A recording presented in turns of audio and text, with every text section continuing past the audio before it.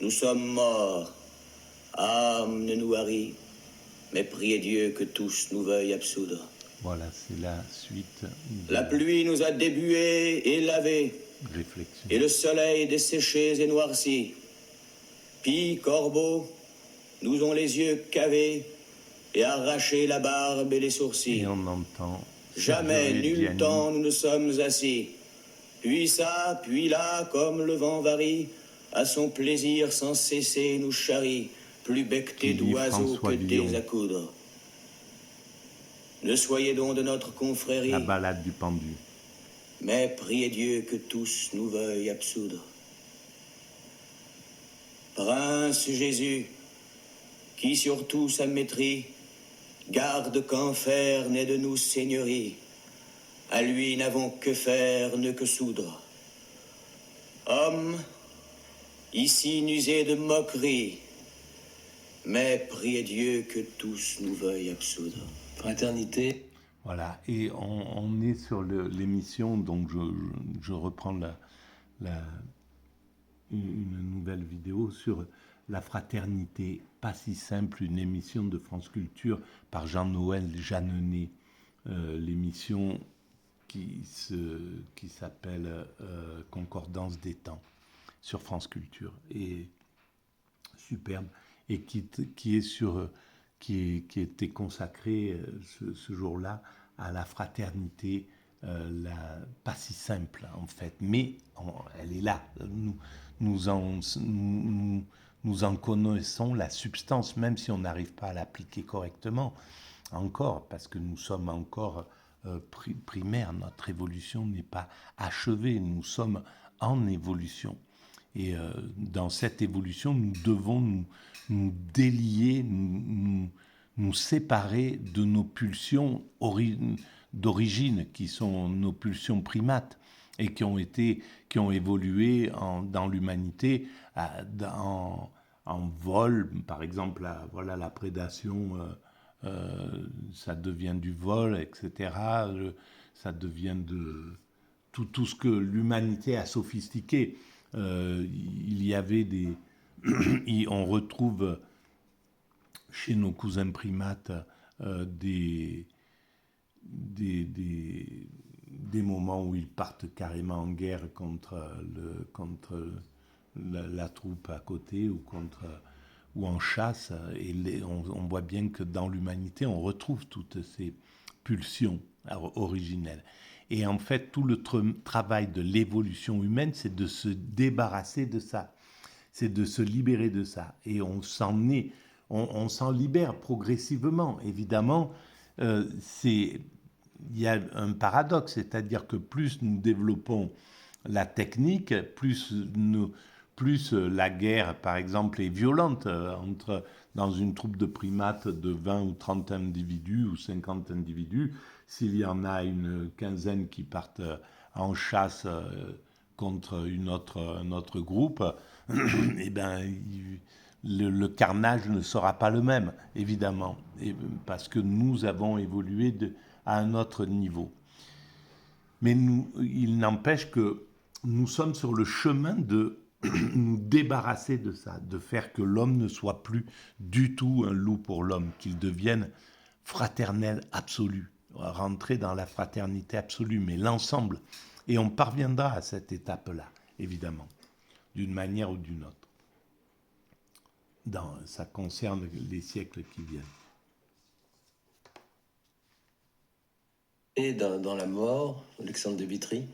Fraternité devant la mort, une des premières proclamations d'une fraternité humaine, c'est celle-là très belle de Villon, qui va mourir avec ses quelques compagnons et qui interpelle non pas ses compagnons, justement, sa confrérie, comme il l'appelle aussi dans le poème, mais les frères humains qui l'ont condamné, qui vont le voir mourir. Et il leur rappelle, nous allons tous mourir. Et le Christ est le Christ pour nous tous, même pour moi. Donc, ayez pitié de nous au nom de la fraternité. Et ça, c'est une fraternité qui est vouée Et à je une très pense grande qu'il va postérité. Cette même fraternité plus haut, il devant la va mort, et aux souvent, frères on en humains, aura l'écho c'est-à-dire avec à les mots l'ensemble même de de Villon, qui l'humanité. traverse toute l'histoire de la littérature. Parmi les nombreux exemples, tous très intéressants, il y a le petit livre d'Albert Cohen qui s'appelle « Ô vous, frères humains », qui est une très belle évocation à nouveau de cette fraternité devant la mort, avec le souvenir de Villon. Mais cette fois, la mort en question, c'est la mort au XXe siècle, des camps d'extermination. Une mort beaucoup plus glaçante que celle évoquée par Villon. Mais là encore, il s'agit de dire... Nous tous, nous allons mourir, et c'est peut-être là le secret de la fraternité. Et on voit s'approcher la notion de nature, une inévitabilité naturelle qui Tout est fait va être pour à la que nous source, me semble-t-il, comprenions de... que nous sommes voués à la fraternité. Le fait de mourir, c'est parce qu'on avance tête baissée qu'on ne se rend pas compte de ça. C'est parce qu'on avance tête baissée qu'on ne se rend pas compte de l'absurdité de se tuer les uns les autres, de provoquer des guerres, d'accepter ces guerres, de jouer à la guerre, voilà, sur une planète qui navigue au milieu de l'infini. C'est totalement absurde quand on y réfléchit. Là, ce qui serait logique, ça serait de fraterniser réellement, de travailler ensemble, de faire de cette planète le paradis qu'elle promet d'être, en fait, de le faire consciemment. Alors à un certain moment, nous arriverons à élever notre conscience à cela. Et la mécanique universelle est d'un vouée certain à nombre de expliquer ça. mutations dans le regard qu'on jette sur la fraternité, notamment à partir du XVIIe siècle. Il est frappant qu'un homme comme Grotius, le grand juriste néerlandais du XVIIe siècle, insiste sur le fait que ce n'est pas dans le Christ, mais que c'est dans la nature, par la raison, qu'il faut aller chercher les sources d'une fraternité efficace. Tous ces penseurs Voilà, du ça, droit il avait naturel, comme raison, on les a Grotius. appelés, ne sont pas des penseurs qui refusent la religion ou qui nieraient l'existence de Dieu, par exemple, Bien mais sûr. ils cherchent à fonder la fraternité autrement que seulement en Dieu. Voilà, mais c'est ça qui est extraordinaire, c'est que ça évolue progressivement et donc à un certain moment on se libère un peu de l'oppression religieuse, donc on est obligé dans ce moment-là de mettre un peu à distance l'importance du divin de Dieu. Et à ce moment-là, on voit, on fait passer la fraternité vers le, la vie ordinaire. Et donc, ça fait évoluer ce concept de fraternité. Et comme aujourd'hui, eh ben, cette fraternité, elle doit devenir universelle avec une vraie conscience universelle, une conscience de chaque être humain, puisque nous connaissons pour la première fois de l'évolution de l'humanité depuis quelques décennies, voilà, depuis quelques temps, nous connaissons tous les êtres humains qui composent notre humanité. On connaît complètement notre planète et notre Terre. Donc la fraternité, maintenant, c'est plus quelque chose qui est limité, parce que tant que les hommes ne connaissaient pas tout leur monde, les autres hommes, etc., il leur manquait quelque chose. Aujourd'hui, cette fraternité, elle est absolument possible. Et c'est là, en effet, que quelque chose de nouveau se prépare de façon décisive dans ces siècles-là, au XVIIe, au XVIIIe siècle. C'est l'idée de fonder la fraternité en nature, c'est-à-dire, en fait, non pas tant dans le Christ qu'en Adam, dans la commune humanité partagée par tous. On trouve ça très clairement chez Rousseau, par exemple, puisqu'il écrit ceci par cette religion sainte, sublime, véritable, les hommes, enfants du même Dieu, se reconnaissent tous pour frères, et la société qui les unit ne se dissout pas, même à la mort. Mais il ajoute ceci: on nous dit qu'un peuple de vrais chrétiens formerait la plus parfaite société que l'on puisse imaginer. Je ne vois à cette supposition qu'une grande difficulté, c'est qu'une société de vrais chrétiens ne serait plus une société d'hommes. On est voilà, en 1762 et c'est un extrait. 1762. Et donc on voit à quel point là, les prémices de la révolution, de l'universalisation des choses, du fait de sortir d'un modèle où une aristocratie détient tous les pouvoirs, une aristocratie de sang nationale, etc., détient des monopoles. à partir de cette époque-là, 1700, mais c'était déjà, donc, et c'est là où cette émission, on voit toute l'intelligence et la pertinence de Jean-Noël Jeanneney qui amène progressivement Alexandre de Vitry, ce chercheur magnifique sur cette idée de fraternité, qui le fait monter progressivement vers notre époque, en somme, donc historiquement. Et le 18e siècle, 1760, c'était un peu à peu près l'époque de Jean-Jacques Rousseau, etc. Donc il devait y avoir tout un foyer de conscience qui s'élevait pour sortir du modèle aristocratique, pour aller vers un modèle démocratique, républicain et universel, avec une vision universelle. Et on voit le chemin qu'on a fait depuis. Nous avons fraternisé au niveau continental, par exemple. On arrive là, on a construit l'ONU, l'Organisation des Nations Unies, quelque chose qui est là pour fédérer encore plus haut le système. Du contrat social. Oui, c'est du contrat social, c'est le seul moment de ce fameux livre de Rousseau où la fraternité est évoquée d'ailleurs, de manière tout à fait significative. Donc dans ce passage, Rousseau dit tout son attachement pour cette notion chrétienne, tout en disant, eh bien justement, elle est d'autant plus fascinante qu'elle n'est pas de ce monde. Or, c'est ce monde-ci qui intéresse Rousseau avant tout, et la religion civile qu'il va préconiser n'est pas du tout le christianisme en question. Donc il y a cette religion idéale de la fraternité à laquelle on ne peut que tenir, mais peut-être pour Rousseau que la réalité n'est pas concernée par cette fraternité. Avec une méfiance à l'égard de ce que l'Église installée peut afficher quant à la fraternité. Tout à fait, et là c'est encore, disons, une troisième religion. Il y a le christianisme idéal, la religion civile, et puis il y a l'Église. Et là c'est encore tout autre chose, c'est-à-dire la réalité concrète du christianisme institutionnel qui ne brandit la fraternité que pour faire vivre son tout autre, son contraire. Le XVIIIe siècle propose un autre phénomène qui nous concerne quant à la fraternité, c'est l'émergence de la... On voit bien, évidemment, qu'il y a une dichotomie entre ce que l'on dit et ce que l'on fait, mais c'est humain, tout simplement. On le retrouve dans le christianisme, dans le judaïsme, dans l'islam, dans le bouddhisme, etc. Il y a une grande...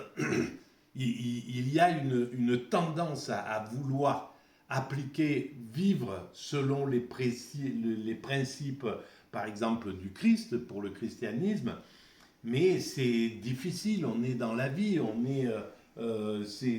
comment pouvoir, si on vous met une gifle sur la joue gauche, tendre la joue droite. Il y a tout un tas de choses qui sont...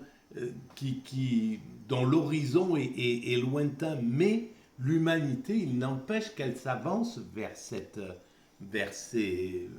principes, même si parfois elle s'en écarte un peu, comme c'est le cas depuis le néolibéralisme, depuis les années 80. La franc-maçonnerie, on s'appelle frère entre soi, avec des origines qui sont à la fois religieuses, 1700 et quelques, la franc-maçonnerie arrive. Déjà une fraternité d'armes, monastique à certains égards, un héritage aussi de la réalité monastique. Dans la mythologie fondatrice de la franc-maçonnerie, il y a en effet toutes ces fraternités, des fraternités des croisades, aux fraternités de métiers, de maçons précisément, et bien sûr un héritage chrétien. On oublie parfois peut-être que la franc-maçonnerie, lors de son émergence, est très fondamentalement associée au christianisme. Les juifs sont souvent exclus des loges au XVIIIe siècle, et donc c'est une sorte de récapitulation qui s'opère dans le langage maçonnique naissant de toutes les formes que la fraternité a prises. C'est toutes les façons dont on peut nouer des liens, fraterniser autrement que par les seuls liens du sang, que la franc-maçonnerie veut essayer d'explorer. Avec en particulier la fraternité de métier qui va être aussi importante au XVIIIe siècle. C'était une vision universelle qui commençait à naître. Et évidemment, maintenant, il n'y a plus ce problème d'exclure certains de la franc-maçonnerie.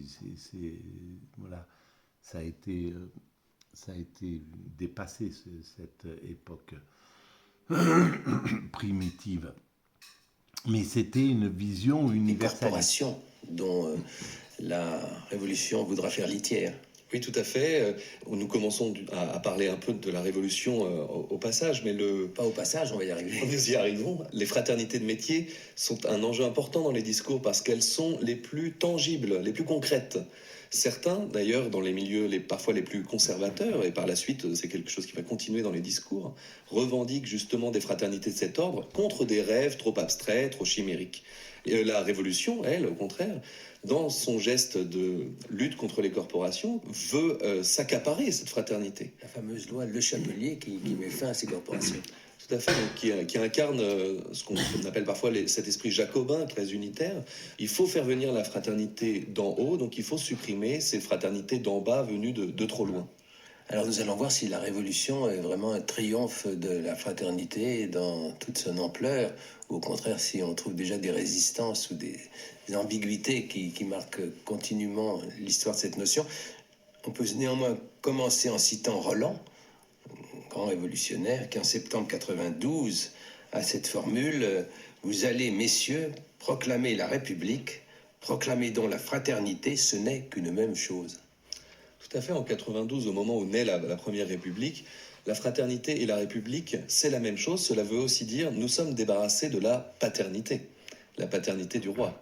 Cette fraternité qui s'était nouée en 89 reposait encore sur une figure paternelle de plus en plus ambiguë, incertaine. Parce que Louis XVI parlait déjà ou encore de fraternité, au moment où il a pu continuer à croire à une monarchie constitutionnelle. Tout à fait. Lors de la fête de la Fédération en 1790, il se présentait comme père, frère et ami. Mais justement, dans une situation un peu d'hésitation qui malheureusement sera tranchée de manière violente pour ce pauvre Louis XVI. Bon. Oui, mais bien sûr, mais c'est clair que il faudra se réconcilier avec chaque chose. C'est clair. Ça n'empêche pas qu'il faut critiquer, qu'il faut dire, voilà, c'était pas... Même si l'aristocratie a eu une importance fondamentale dans l'évolution de l'unité, elle a permis l'unification, la naissance des pays, la naissance de la France, on le doit au travail sans doute de l'aristocratie. Et donc l'aristocratie, il faudra lui rendre aussi rendre l'hommage auquel elle a droit dans la construction de l'évolution de l'humanité vers son ultime perfection. En même temps, il faut critiquer le fait qu'elle était sourde, elle était abusante, elle tenait pas compte, elle avait une vision méprisante de ce qui n'était pas aristocrate, etc., etc. Donc voilà. Mais c'est important de pouvoir, et c'est valable pour l'ensemble des choses de l'humanité en fait. Il faut critiquer ce qui est critiquable, replacer en situation. À l'époque, c'était comme ça parce que c'était pas possible à l'époque de Louis XIII ou de Saint-Louis. C'était pas possible d'imaginer la démocratie. C'était pas c'était pas quelque chose qui retenait. Aujourd'hui, on peut critiquer le système qui a toutes les données, par exemple, on peut critiquer les dominants actuels, mondiaux, là, c'est les dominants de l'Occident, essentiellement. Parce qu'ils ont devant les yeux tous les moyens de fonctionner de façon universelle, de partager le leadership, de faire émerger l'ONU plutôt qu'eux-mêmes, plutôt que America First, ONU First. Voilà, ils ont les moyens de faire ça, ces dominants. Mais ils résistent. Pourquoi ? Juste par vénalité, par appât du gain, par nationalisme secondaire, mais c'est surtout pour enrichissement personnel. Voilà, pour avoir le pouvoir, pour des choses comme ça, pour, pour, euh, pour pouvoir avoir une sorte de mépris, de pouvoir exulter ses épines dans les pieds en méprisant ceux qui viennent, ceux qui sont en dessous, etc. Voilà. Et donc, là, ils sont critiquables directement, ceux-là, même s'ils ne peuvent pas faire plus que ce qu'ils font, parce qu'ils sont aussi prisonniers d'un système, d'un modèle, etc., etc. Et ce qui fait que ça perdure.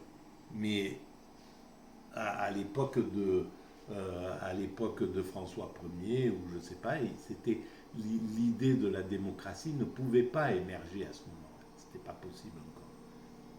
Voilà. Bref, on va arrêter là pour cette vidéo et on reprendra un peu plus tard.